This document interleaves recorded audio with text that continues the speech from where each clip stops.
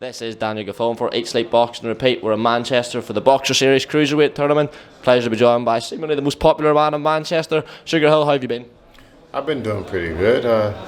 Just taking in what you said, the most popular man in Manchester. I'm trying to go for being the most interesting man in the world. Well, I'm sure that title's not far away. It's obviously been an interesting month for yourself. We'll get on to that later. As I say, we're here for the Boxer Series tournament. It's quite a unique format. Obviously, fighters fight multiple times through the night, quick, short fights. You've been about boxing a long time. What do you make of this format? Have you seen anything like it in the professional game before? I like it. It reminds me of being back in Detroit when they had the Tough Man contest. It was like 3 rounds, and those guys, they fought their heart out. And this is what I see is going to happen in this event here with the cruiserweights. These fighters are looking to make a name for themselves. They're trying to make it. And they have certain goals, and they've entered this tournament so they can make it. And it makes it very exciting. It's only 3 rounds, so you don't have to pace yourself. If you got to pace yourself for 3 rounds, you don't need to be here.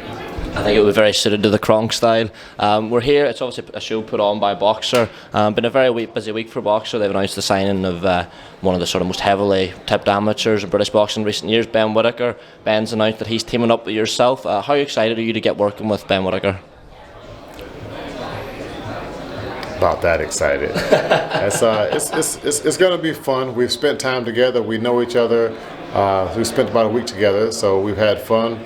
Everything that we like about each other is clicked in, and we're satisfied, and we're just eager to get things rolling and to start, for me, teaching and learning Ben, and for Ben to be taught and to learn me, so that we can have this great team and this great unity to go out there and produce exciting knockouts, and turn Ben into a championship superstar in boxing.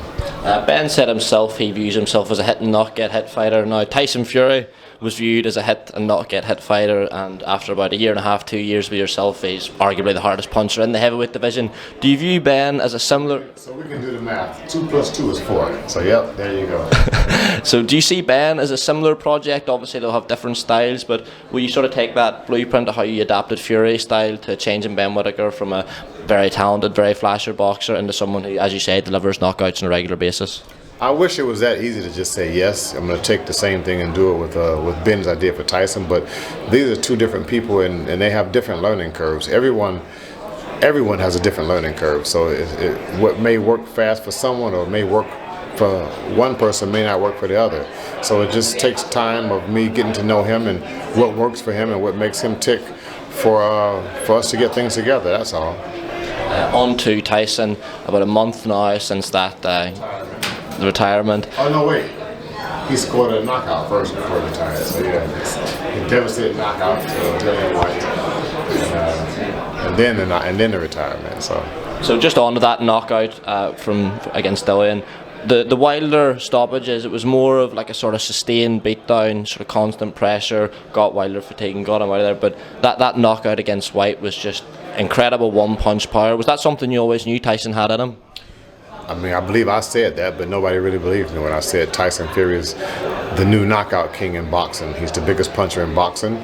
He's got one-punch knockout power. Those are things that I've stated before. So I obviously believed in Tyson, but it was just for the world to see. It just took a little time. He's progressed in what I've taught him, and he's become the biggest puncher in boxing since that point. He's retired, and since that point he's become #1 boxer pound for pound in BoxRec. Ha ha ha. So you mentioned his retirement. There's a lot of speculation from pundits, former fighters, analysts. Few don't believe he's retired, but do you believe the big man when he says he's hung up the gloves? Let me tell you something. First of all, nobody believes what Tyson Fury says. So asking me that, asking him that, tomorrow might be a different day. Well, tomorrow is a different day, so he may have a different answer. Who knows? But as far as we go right now, Tyson Fury is retired. I talked to him this morning. He didn't talk about boxing or anything like that. He talked about going on vacation with his family. If he is to retire, do you expect we'll see him vacate that WBC title soon? Don't know. He just had 2 defenses of that belt, 2 mandatory, so I don't know. That's up to the WBC and Tyson Fury, not myself. Honestly, I guess you was asking me what do I think, but I don't really care. It doesn't matter to me. Tyson's happy with retirement and living his life with his family. You know, I'm happy about that. My job was to make him happy, and I enjoy seeing him happy. While I've got you here, Sugar, I have to ask you about the weekend's boxing we just saw. Canelo Alvarez, to some people's views, upset by Dimitri Bivol. What were your thoughts on it? Pre-fight, how did you see it going? Was it a surprise to you that Bivol won, and won as sort of convincingly as he did? I didn't have a pre-fight view of the fight, is because I had other things on my mind and taking care of some other business, and I went to the fight, and to me, this is just me, it was a strategically good fight, which for me is kind of boring. I like knockouts. So had it been a little more fireworks, excitement in there for me, just my opinion, then it would have made a great fight for me as far as being entertained.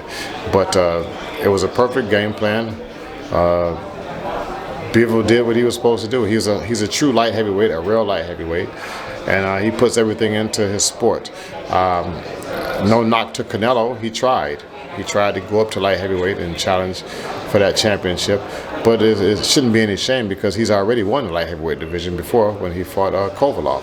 So it's not like that he hasn't done that. It's just these are different opponents that he's facing now. These are bigger, stronger opponents, and it's going to always pose a tough challenge for a fighter of his size trying to move up to that weight division. There are weight divisions for a reason, and we just saw an example of it last Saturday. You mentioned moving up in weight being an issue for Canelo. Now, he expressed an interest in an immediate rematch with Bivol. Eddie Hearn in various interviews has said that he, speaking to Saul, thinks that's the route he's going to take. Have you any interest in seeing that? Well, it just takes, I don't have an interest in seeing it.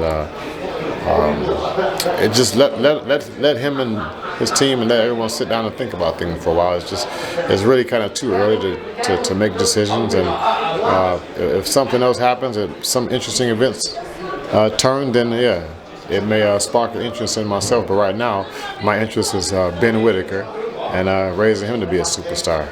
We'll look forward to watching the journey. Sugarhill, thanks so much for your time, mate. God bless. Thank you.